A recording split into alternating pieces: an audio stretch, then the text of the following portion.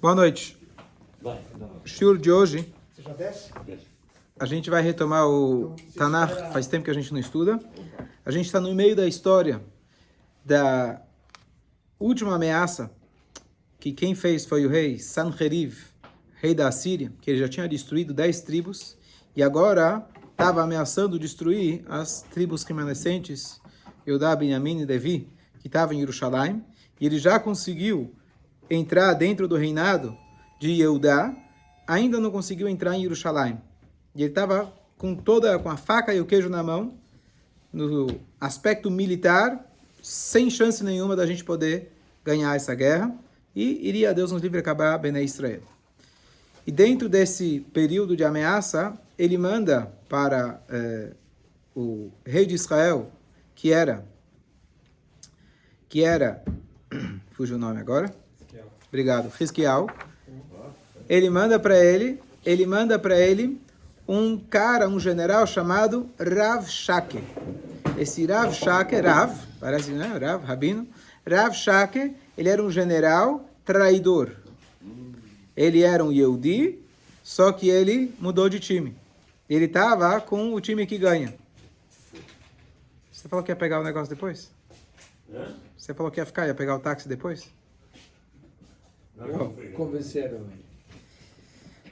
E ele então tenta, ao invés de fazer a guerra de uma vez, então em nome do rei da Síria, ele chega e, conhecendo a língua dos judeus, ele mesmo sendo judeu, ele se aproxima de Jerusalém, ele começa a tentar negociar com a turma. Negociar que todos venham para o seu lado, ao invés de eu ter que matar vocês, mudam de time e está tudo certo.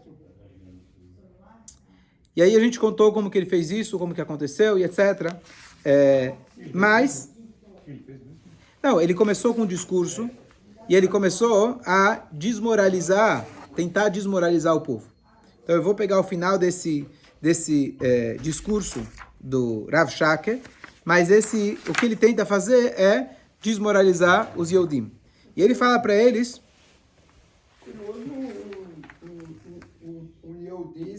ser general de um exército lá, né? Curioso não, é trágico, infelizmente. Sim, não, mas não, eles não De ser general? Não, mas ele era general. Ele era general, falou que era general. General agora dos assírios. Não, mas ele era... Anteriormente Ele era... Sim, mas ele virou de time. Ele virou... Por isso que ele virou general lá, porque ele já saiu daqui com uma você está perguntando como que ele chegou ao cargo? Não é difícil.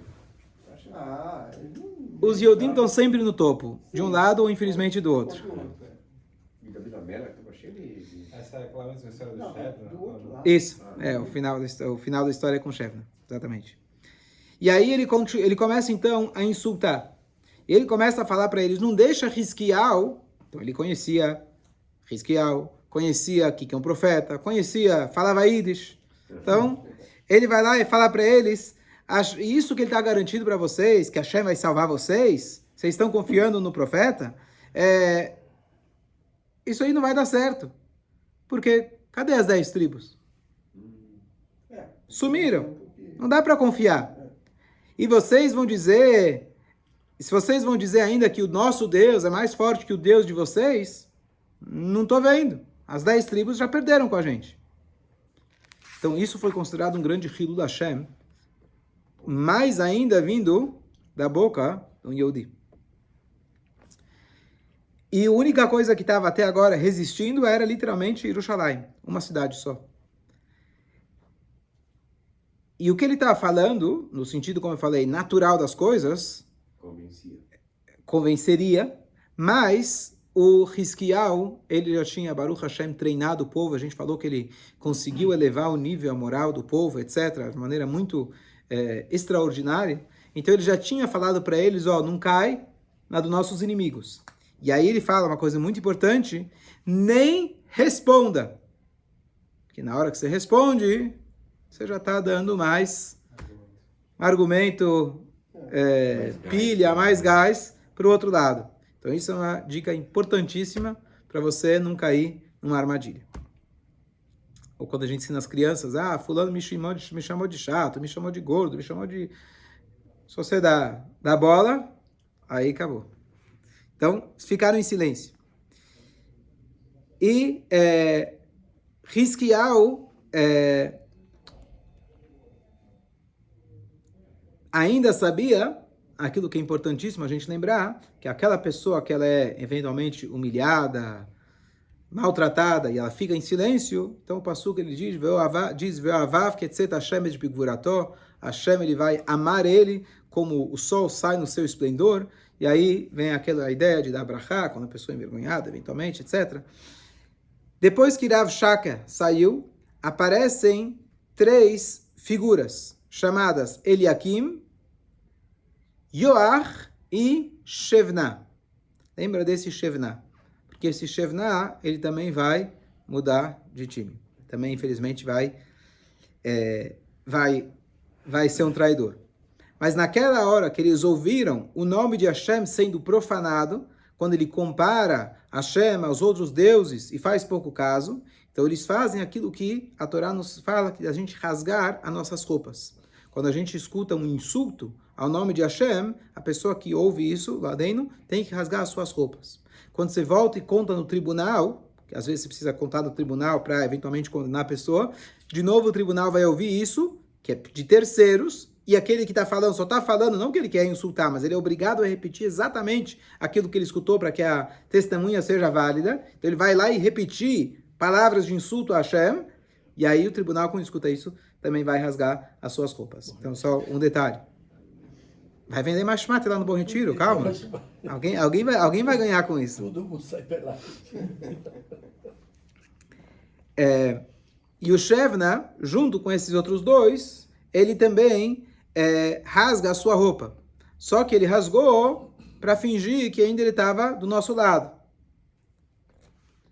E aí, então, eles mandam mensageiros para Yeshayahu. O que acontece? Eles vão para o profeta, eles vão para o rei, Hizkiyahu, e Hizkiyahu fala, bom, temos que conversar com quem entende do assunto. Quem entende do assunto não é general nenhum, que se for por aí, não tem jeito. Ele vai lá e manda, então, mensagem para o Yeshayahu. E eles contam para ele o que aconteceu, e eles vão, inclusive, o rei, ele rasga o seu manto real quando ele escuta aquilo que tinha acontecido.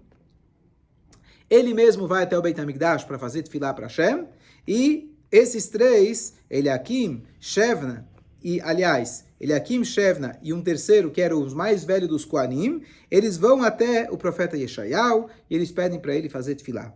E, quem sabe, você tem uma mensagem de Hashem, você que é o profeta, alguma coisa para nos dizer, nos encorajar, orientar, etc.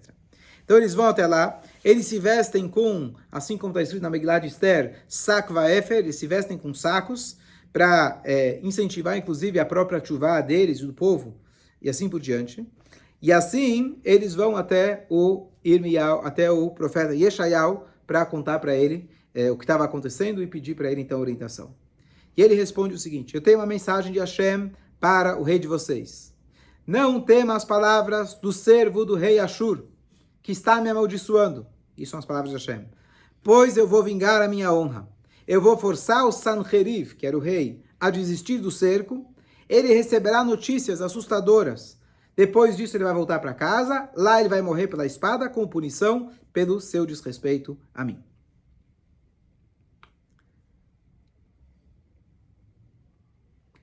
O general Rav Shake ouviu, voltando agora, ele ouviu que o rei Sanheriv, ele tinha se mudado. O rei Sanheriv já estava em Israel. Ele estava no lugar antes chamado Lachish. Ele tinha se mudado, avançado para um lugar chamado Livná. Com Livná não tem hoje, tem? Lachish tem. Livná não sei, acho que não. E aí ele vai até lá para contar para o Sanheriv. Fala, olha, eu fui até os judeus, só que ninguém veio comigo. Ninguém topou a minha ideia de fazer uma rebelião.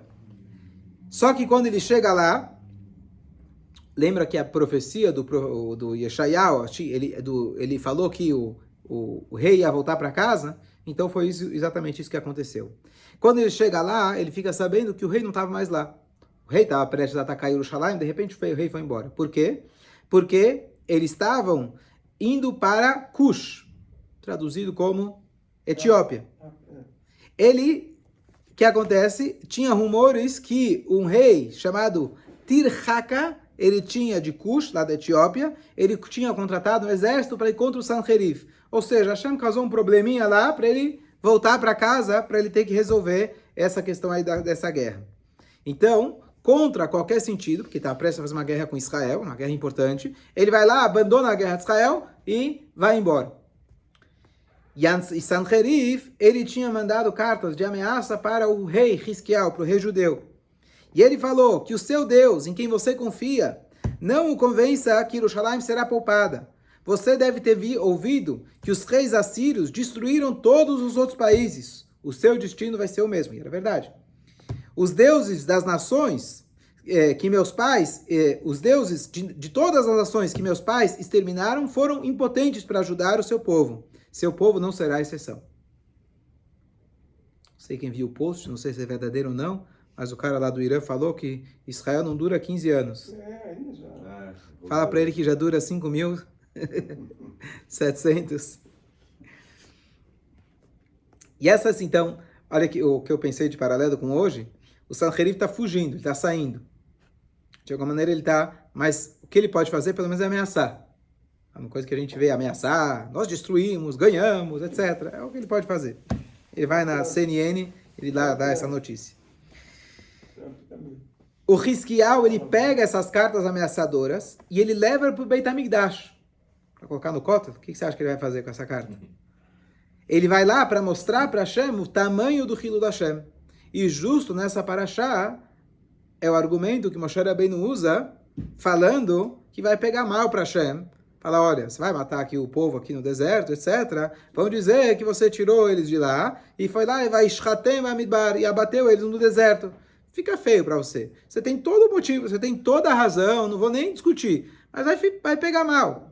Hilul Hashem é considerado o pior pecado. Por quê? Porque aqueles 3 pecados que a pessoa não pode transgredir, ele tem que morrer. Se a pessoa ele não morre, ele transgride, como chama isso? Hilul Hashem. Se ele morre, chama Kiddush Hashem. Então, o Hilul Hashem e Kiddush Hashem é a consequência daquilo que a gente considera os 3 pecados capitais, etc. Então ele vira e fala para Hashem, você que cuida da gente, cuida da Shekhinah que para entre os Kruvim, está indo no Beit HaMikdash, não deixe Sanherib destruir o Beit HaMikdash. A verdade, e aí ele tem aqui toda a tefilá que ele faz para Hashem criou o céu e a terra, o exército de Sanherib não é nada perante você, Hashem ouça nossas tefilot, salve das mãos dele, etc. E aí, Hashem manda a resposta através de Yeshayahu. Então ele vai lá, reza no Beit HaMikdash. Hashem manda a resposta não diretamente para ele. E ele fala o seguinte. Hashem fala, eu aceitei sua tefilá em relação a Sanherib. E assim diz Hashem para Ashur.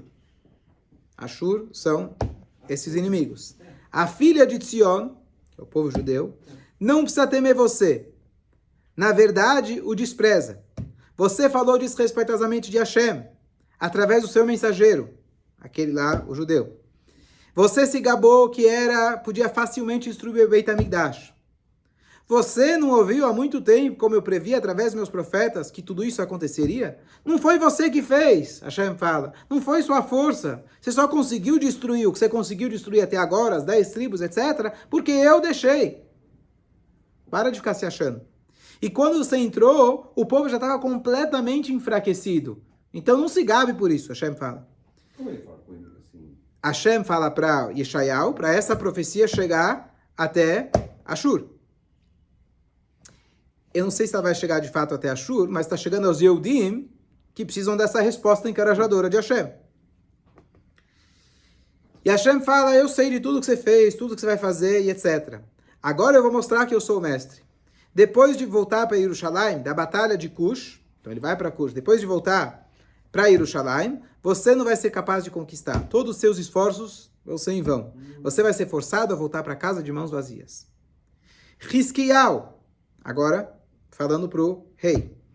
Eu sei que você está preocupado que não vai ter nada para comer. Já que os judeus não puderam semear ao longo de todos esses tempos, por causa do cerco. Não tenha medo. A queda de Sanherib, que vai ser a primeira coisa que vai acontecer, vai ser um sinal de que a minha promessa também vai ser realidade. E Hashem fala, durante esse ano, você vai ter suficiente para comer, porque vegetais vão crescer sozinhos. No ano que vem, você vai ter problemas para semear, porque o solo ainda está arruinado do inimigo. Mas não tenha medo, vai ter suficiente vegetais para o ano todo. No terceiro ano, o solo já vai estar pronto para ser cultivado. Você vai poder semear, plantar, etc., os vinhedos, os frutos. Todos que vivem no reino de Yehudá vão ser abençoados com isso. Jerusalém será salva das mãos de Ashur, não porque você merece. Porque o seu pai Ahaz era um pecador terrível. Mas porque Hashem vai vingar o seu grande nome que foi desonrado. A gente tinha comentado antes que ele foi bom.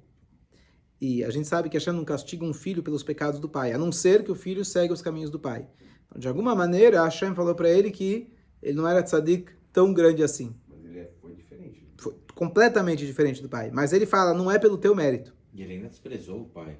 Né? Verdade? Bem lembrado. Ele ainda tinha bem lembrado. Tinha desprezado o pai e tudo. Mas, de alguma maneira, talvez ainda alguma coisa ainda restou para ele. Respingou para ele. O rei de Ashur não vai entrar nessa cidade, ele nem mesmo atirará uma flecha nela. Ele não vai chegar perto de Jerusalém com suas forças armadas, nem conseguirá construir uma plataforma elevada para disparar qualquer coisa contra ela. Estou lendo dentro que é a profecia de Hashem. Ele será forçado a voltar para casa sem realizar nada. Protegerei e salvarei essa cidade pela minha honra e por causa do pacto que fiz com meu servo David. Um Yodi com fé, com isso já está tranquilo, vai para casa, vai dormir. Tá tudo bem. Aí depois teve aquela Haftará, né? Sim. Haftará famosa. Meir, lembra da Haftará? Que eles não, à noite, a gente vai ao final.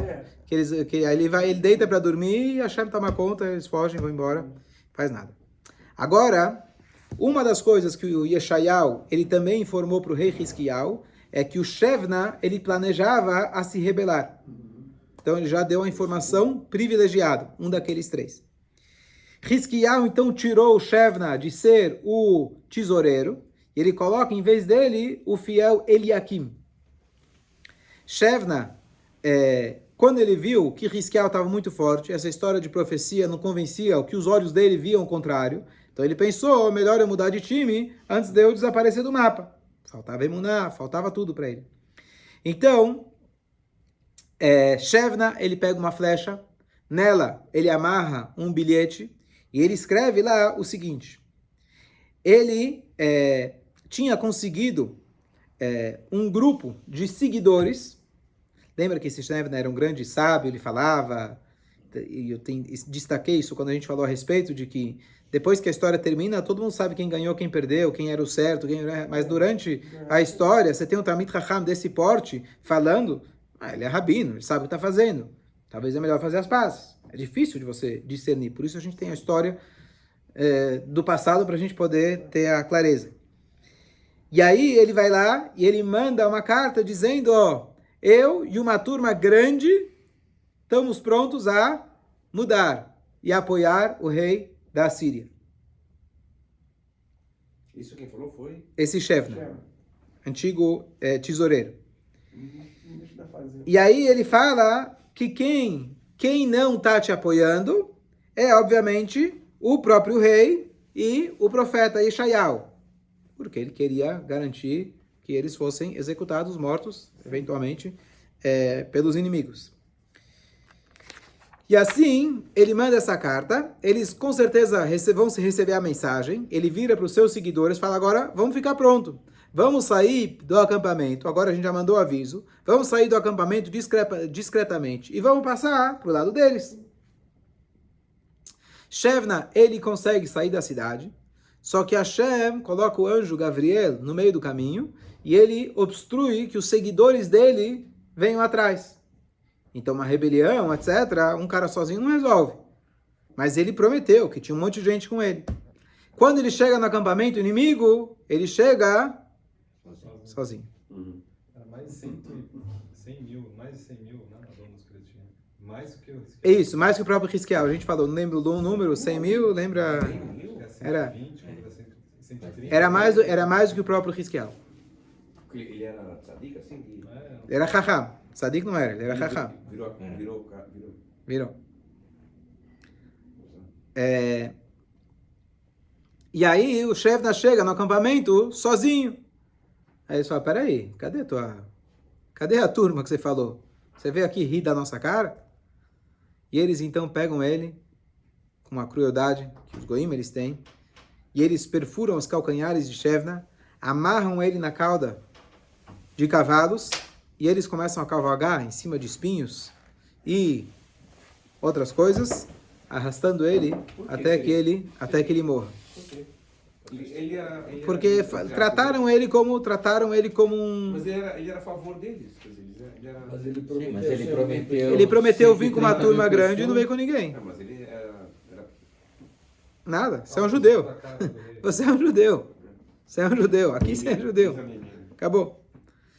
E depois disso, então, o Shevna ele é enterrado fora de Eretz Israel e logo depois disso o grupo dele se desfaz. Vale a pena destacar que o Midrash ele traz algumas opções diferentes, tem Machloket, exatamente quando e como isso aconteceu, essa morte dele. Conforme eu contei agora, pegaram ele e mataram ele imediatamente. Só que tem outras opiniões que falam que ele chegou a acompanhar o Sanheriv naquela guerra que ele teve lá contra Cush. Então ele não morreu imediatamente.